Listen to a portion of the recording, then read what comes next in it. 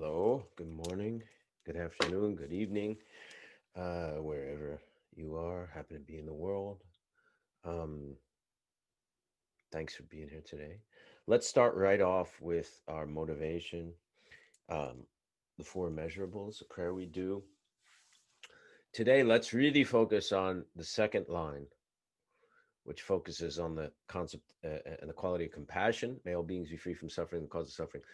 Let's really think into that. Let's really think of all the people suffering in the world at this minute, maybe ourselves, maybe our loved ones, maybe people we have no knowledge of on the other side of the world, suffering illness and COVID and torture and imprisonment and homelessness, illness on a mental level, illness on a physical level, anxiety. Uh, the list is endless, right? So when we say that second line, and when we begin our meditation, let's really think of may all beings be free from suffering. Let's try to go a little bit beyond that as a lip service or as a concept, and really try to breathe with that, and really try to sit with that. So, with that in mind, let's say the four measurables. May all beings have happiness and the causes of happiness. May all beings be free from suffering and the causes of suffering. May all beings not be separated from the happiness that has never known suffering. May they rest in equanimity, free from attachment, anger, and aversion.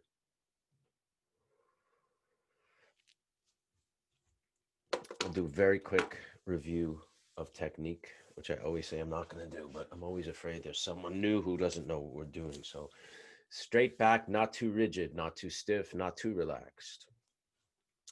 Head tilted at a comfortable angle. The teeth should be apart. The lips can be open or apart, open or closed, but the teeth should be apart gently. Relax the tongue right behind the upper teeth where teeth meet the roof of the mouth. I sit cross-legged. It helps if your hips are higher than your knees, and if you're in a chair, it helps if your hips are higher than your knees and your feet should be on the floor. I put my hands like this, open palm, back of the hand, curved like this, or you can have them just flat on your legs or open this way. I do like this. Remember, you can adjust your posture if you feel uncomfortable, if you're feeling tense during the meditation. Eyes are open and relaxed on whatever you're gazing at. It could be a wall, it could be a view, it could be something inspiring, a photograph, a flower, whatever it is. Not unfocused, spacing out, not intensely focused on something, but resting. We breathe through the nose. If we can't, we breathe however we can. Normal, relaxed breath. And we focus on the breath. The breath is our anchor. So we focus on the space between the nose, the nostrils, and the upper lip. Put our awareness on the breath, and right there, as it goes in and out, we will think.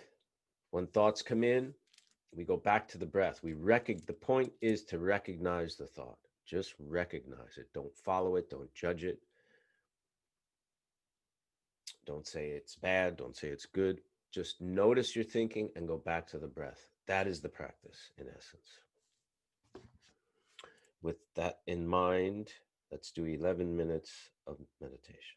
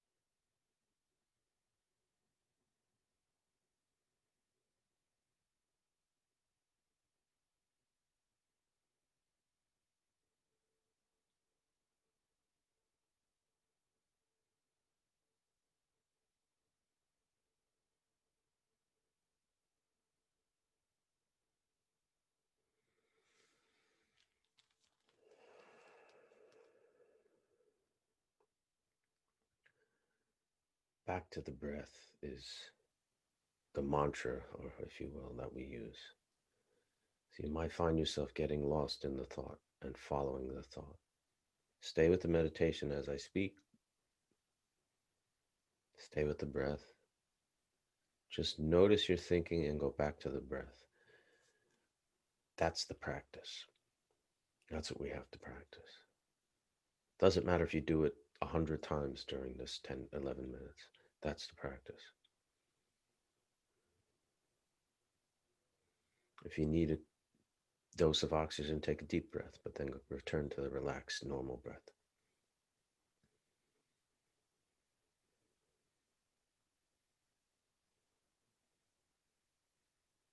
It doesn't matter what the thought is or the emotion.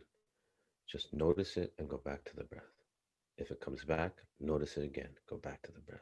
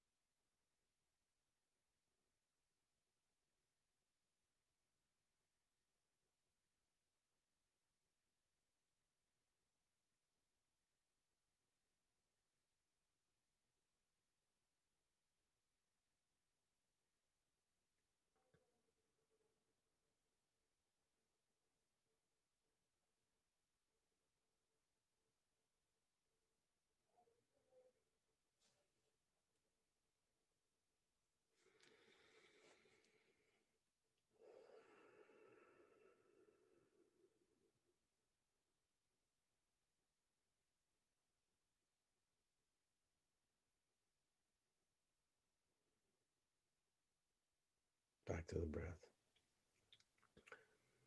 No matter what the thought is, just recognize it. Our minds are very busy with what we're going to do today, what we did today, what we're going to do tomorrow, what's happening in our house, in our world, in the country, whatever the thought is, back to the breath.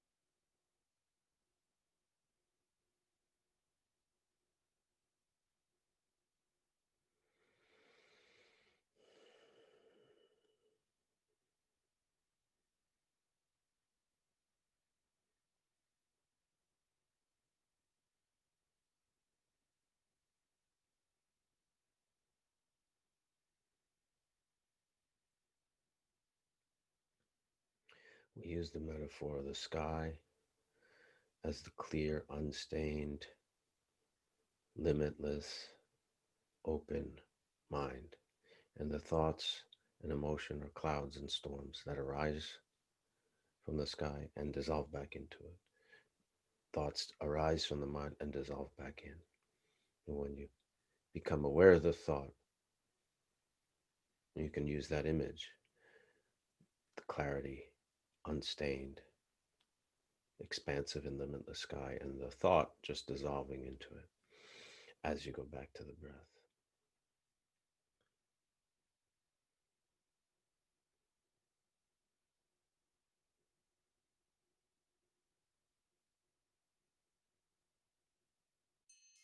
Okay, excellent. Um, so what we're doing here, it's mind looking at mind, really. You're using your mind and you're using an awareness. You're using your awareness to look at what your mind is doing. There's a, if you're on Instagram and you go on to my stories today, there is a video of the Dalai Lama. It's very short, it's about 3 or 4 minutes. And someone asked him, where does he get all his energy? Because he's like 84 years old and he, still teaches all the time and travels often, not as much now because of COVID and stuff, but, he has his whole life. And he said, on a physical level, you know, uh, healthy diet. Dalai Lama exercises, actually. I've seen videos of him on a treadmill, which is actually very sweet to see in his robes every morning. Um, Sleep, is very important. And he said on a mental level, he basically talked about meditation. And he used the image of the ocean, which we actually spoke about at one time. It's like the thoughts and emotions are like the waves and they rise and fall, but the ocean is always there, stable and calm. And that's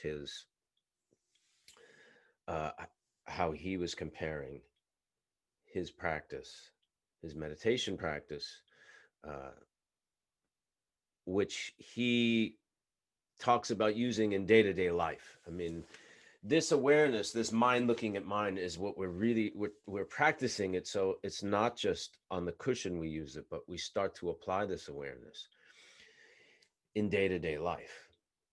So we're not constantly lost in projection, in fear, in regret, in anxiety of the future. We can know that it's just thought. Obviously, there's things going on in our life that we have to take care of course. I'm not saying that we're just going to avoid everything and just, meditate or check out. It's not about that. But it's about having some kind of clarity and having some kind of presence that goes beyond just following thought all the time, especially dealing with negative emotions. Somebody, your loved one or a stranger, does something to you, gets you very angry. Practicing as we are will eventually give you the ability to have a gap between the arising of the emotion and the action you will take. Because when anger arises, for instance, it really consumes us and we become that. And Dalai Lama talks about it in this little video clip. And we may act in ways that we will regret. We may act in ways that are not beneficial to us. So this is the practice that we're doing here that will allow us eventually to move into that space in our day-to-day lives. This book, and our producer will show the cover so you can order it. I mentioned it last week. It's called Good Karma. It's by a nun, Thupten Chodron, who I believe is an American nun and practices and works in the Tibetan Buddhist tradition. The more I read this, the more I like it. I really encourage you to get it if you can. I'm going to read a little bit from it.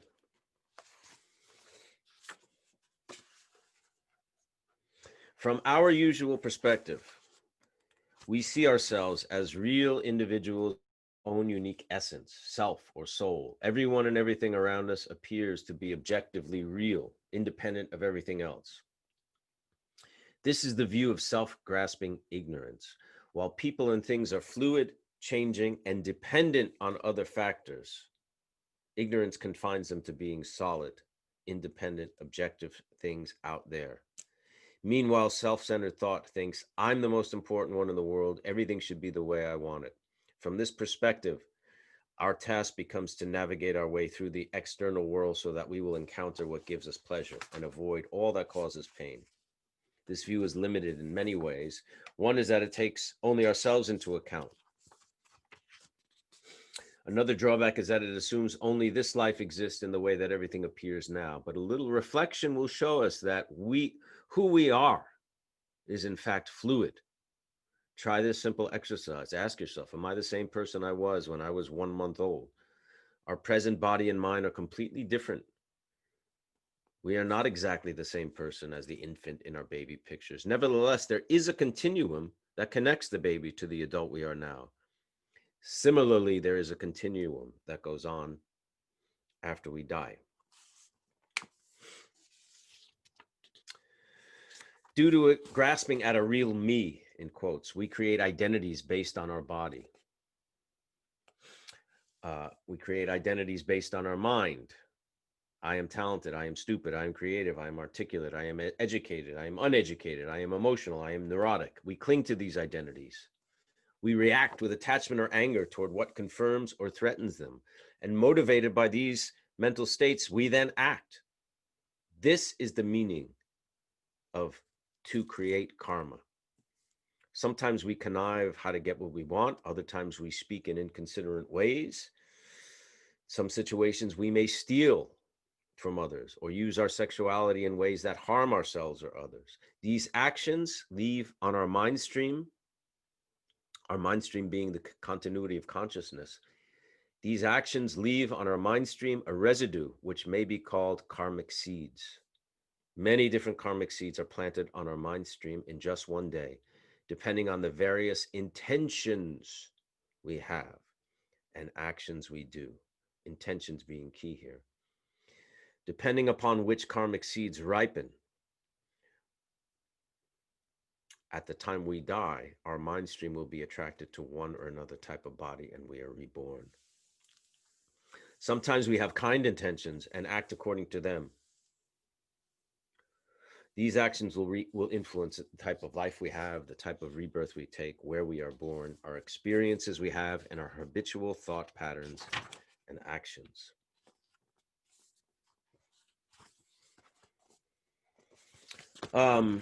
This is building on what we spoke about last week, and a big part of, we were talking about karma, a big aspect of that I didn't bring up last week that I want to, is that when we go through particularly difficult experiences, we talked about these arising because of actions that we took in the past, either in this life or previous. Going through the difficulty is paying off that karmic debt, is the ripening of that karmic seed. And once we go through it, that debt is paid. So what does that mean? Well, that means we can look at going through suffering and difficulty as purifying negative karma. And that whatever negative karma we have created in the past that is ripening in this suffering that we're going through is cleared away.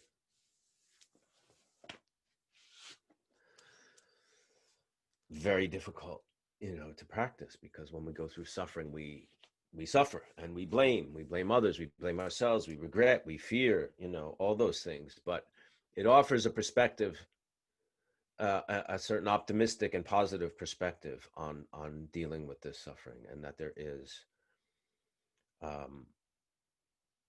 something beyond this that's going to be beneficial for us. The other thing I want to talk about a little bit is, before we did, this is Meditation 102, and I asked my teacher about, people were interested in learning a little bit of Buddhism. And he said the important thing that you tell them is to cultivate a loving mind. That's what he said more than anything else. Cultivate immeasurable love, cultivate immeasurable compassion, like we spoke about in the four immeasurables in the prayer we did.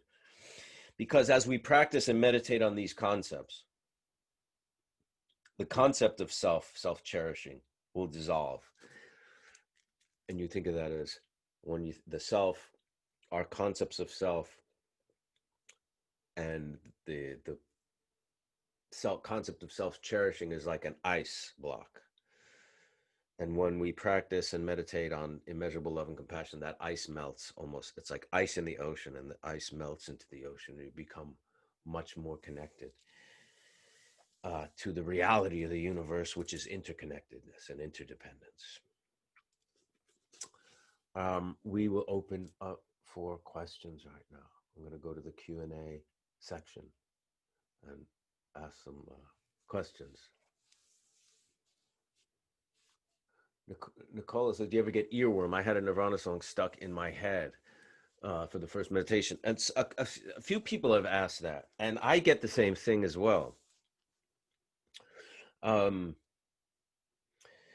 think if you can treat that kind of thing very much like the thoughts and how we practice with the thoughts or emotions, becoming aware and letting them go, that could help. And if it doesn't, I would just say practice just leaving it where it is. If it's there, it's there. And practice despite of it. And use the mind, looking at the mind thing that we spoke about, awareness, looking at awareness, use it. And leave it where it is and let it go. I'm not sure what that means or what that is, but I think it's actually 2 people asked that question today. I have the same thing. I have it a lot. Today it's Public Image by Johnny Lydon, Public Image Limited. I don't know why. I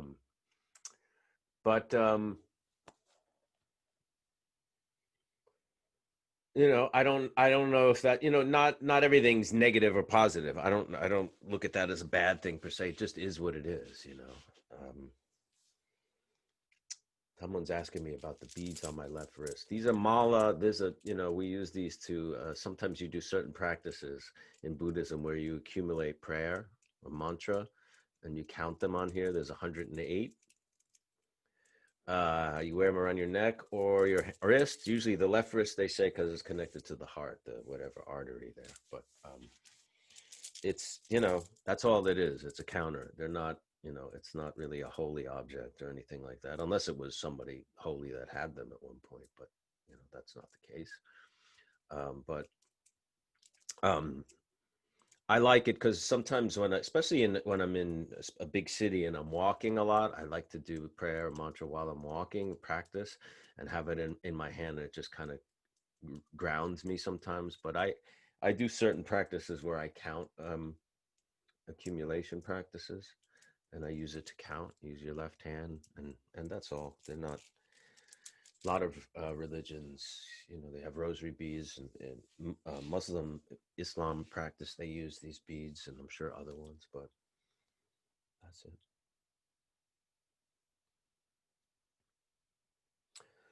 Do you believe that human beings are only brought back on earth to either serve or suffer? Well, first of all, in the Buddhist perspective, they're not always brought back on earth, because Buddhists believe in kind of almost an infinite number of world systems and universes and things like that. And you don't always come back as a human being. And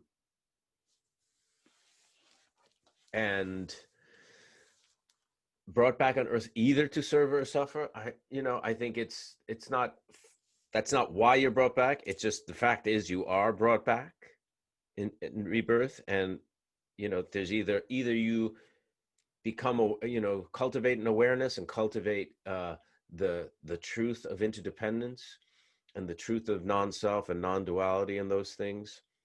And until you do, you remain in the samsaric world, which you are going to be subject to these emotions and your that point of view that allows us to be in samsara. There are various levels of suffering and not suffering, but I think we keep coming back to become enlightened, because when we do become enlightened, then we're in infinite benefit to other beings. Buddha became enlightened 2,500 years ago, and his teachings we are talking about today, and his teachings are still bringing immeasurable benefit to beings um, all over the world, right? Even today, and have been for 2,500 years. And that's the result of practice and becoming, enlightened eventually. Have you found similarities between Buddhism and Hinduism? Um, of course, there are similarities. Hinduism predates Buddhism. Some of the concepts, there are certain concepts that do come. The big difference is that, from my understanding, Hinduism believes in a certain, I think it's called Atman, concept of soul, whereas Buddhism doesn't believe in that concept. What is continuum is mind stream, and it's not the same as the soul and inherent existing qualities of self. I could be wrong. I don't know much about Hinduism, so I don't want to speak too much on it. Buddhism is a non-theistic religion that does not believe in a creator God. Buddha was not a god, is not worshipped as a god. I'm not sure how Hinduism, addresses those issues either. But I think all the religions are authentic paths, and if they lead to you, you becoming a greater human being, that they all have their benefits, I'm sure. Why do humans choose self-destructive behaviors, even if they are well informed of the devastating impacts of the things they want to engage in? That's a really good question. That is karma. That is because, whatever imprints were formed prior to now, which means in this life or other lives, those actions are still being dealt with. They haven't exhausted themselves. Buddha says the first noble truth is that in life we suffer. The second noble truth, he says, the reason of the suffering is that we have not realized the nature of our true existence, which is complete interdependence and interconnectedness and non-duality. And these are really big concepts and really hard to, it's not something that you realize and embody in a day, or in a month or in a year, or maybe not in this lifetime, but as we expand our view that way, we start to soften a bit. We start to open a bit. All of you have come today to learn meditation for different reasons, some for stress, they're going through difficult times, but this is our 10th session. Some of you have been for all of them, some for a few. And we're not just talking about meditation to feel better for ourselves. We are talking about meditation to become beings on this planet who are becoming more compassionate and more loving in our relationship to the world, not just to ourselves, not just to the people that we love. We're trying to practice in a universal way. When we say the four immeasurables, we say, may all beings have happiness. Not saying, may worthy beings have happiness, or our family have happiness. We're saying all beings. We're trying to train our mind and to open our mind to that kind of perspective. Garchen Rinpoche, who's my teacher, says something, and these are difficult concepts, but let's talk about it a little bit. The essential mind of all sentient beings is the same. In our mind, all appearances arise in our mind. Your mind is perceiving the world, right? You as an individual. Through your sense faculties, your mind perceives the world and everything in it. In this way, all the multitudes of appearance from your point of view are of one mind, your mind. Conversely, that one mind appears as all multitudes of beings and all multitudes of existence from your point of view. Think about that. It's very, these are very big concepts, but this is really what Buddhism is, you know, in its fundamental form. It's not just about walking around saying I love you, brother, I love you, sister, to strangers and things like that. It's we're not talking about being, you know, ignorant of the world we live in at this time. You know, we're not talking, and I say this over and over, we're not talking about being doormats that people can just, you know, do whatever they want to us. You know, we have to, you know, use our common sense and you know, on a relative level, right? On a day-to-day level, we have to deal with people all the time, some who wish us harm, some who do us harm, and we have to defend ourselves and be responsible for those things and take care of our, you know, our family in responsible ways. Yet at the same time, there's a way of looking at these things. When someone does harm, does you harm, you know that person, because of the law of karma, that person's going to pay for that, and that person's going to suffer because of that action. And to start to think of, be aware of that, to start to look at others in that way. Not only that, that person doing you harm may in the next life be your child, who you love and cherish more than any other being. That's a possibility.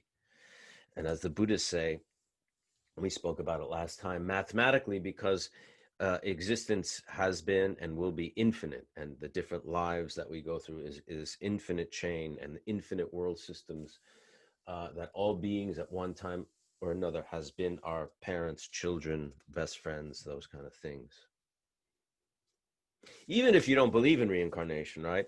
If you do believe, you're materialist, right? And just think of evolution. Ultimately, we're all related. I mean, if you just believe that, right? What does that mean? We all come from, you know, eventually, you know, we all are related and we're all a family in some respect. I'm going to read a little bit more from Good Karma. There's a couple more parts I want to read.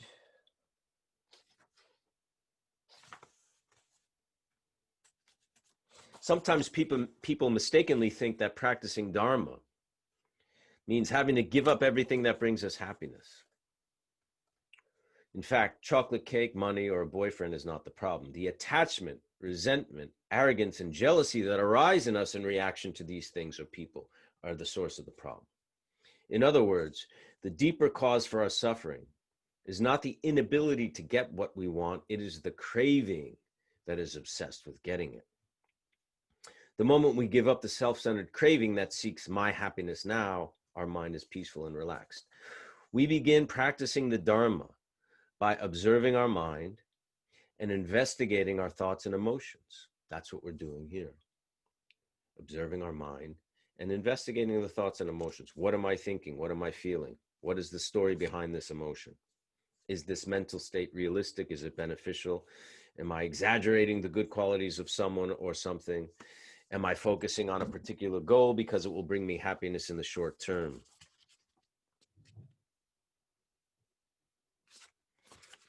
Okay, I'm going to take another question. What is the real self? According to Buddhism, your real self is Buddha. Your real self is that sky, that clarity, limitless potentiality, stainless quality of mind, which is Buddha. That's your real self. Do you find the intersection between your culture and your practice difficult to traverse? No, not at all. I find the teachings to be universal.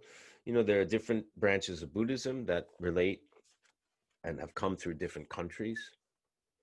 You know, so you have some of the cultural flavor of that country that has influenced some of the external and the representations and things like that, but the teachings are all the same. You know, so no, it does not feel at odds at all. I prefer to shut my eyes when I meditate. Should I move away from that to improve practice? Am I going against the teaching, or is it just preference? I think, you know, one of the dangers of closing your eyes is that you might fall asleep. what I think is good about keeping your eyes open is, because we're engaging in this practice, we're practicing so we will engage in life more compassionately and lovingly and kindly, more in tune with the teaching, more in tune with the teachings of Buddhism. So having your eyes open is good practice for that. Have you ever doubted karma because you were unable to witness someone receive the karma that they deserve? Only a Buddha can know what karma someone deserves. And karma is not always about what someone deserves. Karma it's not always an immediate cause and effect, right? We were talking about the president. The president got COVID. I say that's karma because he did a bad job with denied, how serious COVID was. Yes and no. That is, but it's much more about the causes and conditions going into that, right? Deciding that, not emphasizing use of masks, not emphasizing social distancing, and that, affected the people around him who worked with him, and they made certain policies. So it's not just him, it's everything that comes into that and is created around that, right? Have I ever doubted karma? No, because it's not about me being a witness to someone received. They might not, have to pay off that karma for 100 lifetimes. With that in mind, I'm going to read this. Karma means action and refers to volitional actions done by our body, speech, and mind. Karma has to do with our intentions. Our mental plans, verbal communications, and physical deeds are all preceded by an intention. Intention. From this viewpoint of their causes, actions done with wholesome or virtuous intention, such as kindness, love, compassion, wisdom, care, friendliness, bring happy results. Thus are called constructive, positive actions. Actions motivated by unwholesome intentions, anger, resentment, and greed, considered destructive, negative. Here we see that hypocrisy and manipulation in spiritual practice don't work to our benefit. While we can look good to others, if our intentions are rotten, so are the actions that are motivated by them. We can also differentiate actions based on the long-term results they bring. Through the Buddha was able to see the karmic causes of sentient beings' present experiences. He labeled as constructive those actions bringing long-term happiness to the person, and designated destructive as those actions that lead to the person's suffering. The Buddha did not invent the law of karma and its effects, nor does he give out rewards and punishments. He merely described how this natural law operates. What are the physical, verbal, and mental actions that cause long-term unhappiness? The Buddha observed 10 unwholesome paths of action. 3 are done with the body: killing, stealing, and unwise or unkind sexual behavior. 4 with our speech: lying, creating disharmony, harsh words, idle talk. And 3 by way of our thoughts: coveting, malice, and wrong view. The simple act of restraining ourselves from these 10 create constructive karma. In other words, when we are tempted to speak harshly, for example, restraining ourselves from harshly criticizing the other person is a wholesome action that will bring happiness. So is taking an insect outside. If we have an insect in our house, taking it outside instead of swatting it or stomping it on it is a wholesome action that will bring happiness. Furthermore, doing the opposite of the 10 non-virtuous paths of action creates constructive karma, saving life, protecting others' possessions, using sexuality wisely and kindly, speaking truthfully, creating harmony with our speech, speaking kindly and encouraging others in constructive actions, speaking at appropriate times and in an appropriate way, thoughts of giving, love, forgiveness, and correct views.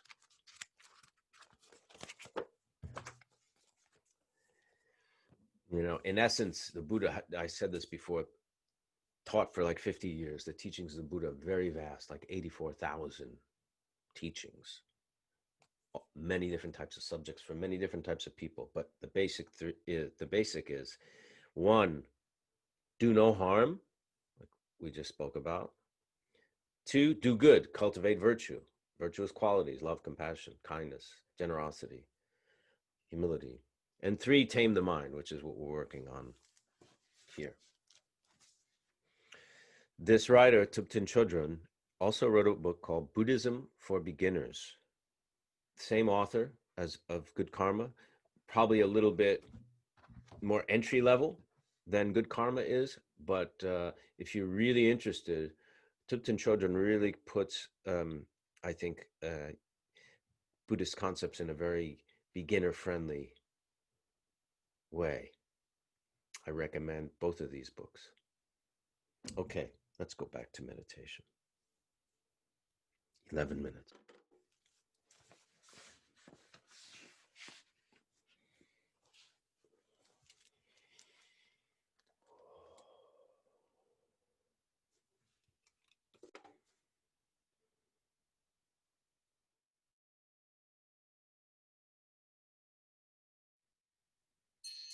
Okay, fantastic. Before I started the 101, before I started any of these, this came about because on Instagram I post stuff on Buddhism, and people were asking me, DMing me, saying, "How do I meditate?" And I was sending instructions, and it became a lot. So I thought, well, maybe it would be productive for people, valuable to do some kind of video, and then it turned out into this live thing, thanks to Nick Solidago, our producer. But before I started, I asked my teacher, Garchen Rinpoche, I said, this is what's happening. Should I do this? And he said, you don't need to ask me for permission. You need to ask your own mind. Do you have the mind to benefit other beings through this? And I felt I had enough of a mind of benefiting beings. You always have to check other things. Ego gets involved. Is it ego in being this, teaching people and being this authority and stuff like that? And, we always have to check our motivations, and in the end, and I have a lot of flaws and problems and, shortcomings like you all do, probably much more than you guys, but there was enough of a motivation of benefiting that I thought it was worth going forward with. There was, I have to check the other qualities of ego that get involved in things like this. But what he did say was, it might be best not to talk about Buddhism, make it just about meditation, which we did. 101 is not really about Buddhism, although questions started coming up from you about Buddhism, and that's why we went into 102. But what he did say is, you don't have to talk about Buddhism because Buddha is not the name of a man per se. It is what we call mind. That's what he said. I'm going to take one more question, then we're going to dedicate. Fiona says, what about people who harm others? She says, like Trump and people who don't follow quarantine rules, etc. I find it hard to feel forgiveness sometimes. Yeah, I do too. And even, that's where the concept of karma comes in. Just know that anyone who commits negative action and who harms others is going to suffer those results at some point in time. And maybe at some point in time, that being is going to be an innocent child who is going to suffer horribly, or somebody you love who's going to suffer horribly. So think about that. Use that perspective. That does not mean let this person run rampant. If you have, means vote if you don't like what they're doing. It means protest if you don't like what they're doing. In a day-to-day thing, someone attacks you, defend yourself, defend your love, whatever you have to do. I'm not saying, we allow ourselves to be victims. That's not what we're doing. It's putting a perspective on how we see and how we see others, how we see how the world works. It's about cultivating love and compassion. That's what we're trying to do. That's how Buddha did it. Let's dedicate our merit, and whatever merit we gain through this practice, dedicate it to all beings. By this merit, may all beings attain the state of enlightenment, and conquer the enemies of faults and delusions. May they be liberated from this ocean of samsara and its pounding waves of birth, old age, sickness, and death. We say conquer the enemies of faults. We know faults or shortcomings. And delusions is not seeing reality, because the ultimate reality is that we are completely interdependent and interconnected, and that existence is non-dual. By this merit, may all beings attain that state of enlightenment and conquer the enemies of faults and delusions. By all beings, we mean ourselves too. Thank you again for being here. It means much more than you could ever know to me that you all are here. I'll see you next week.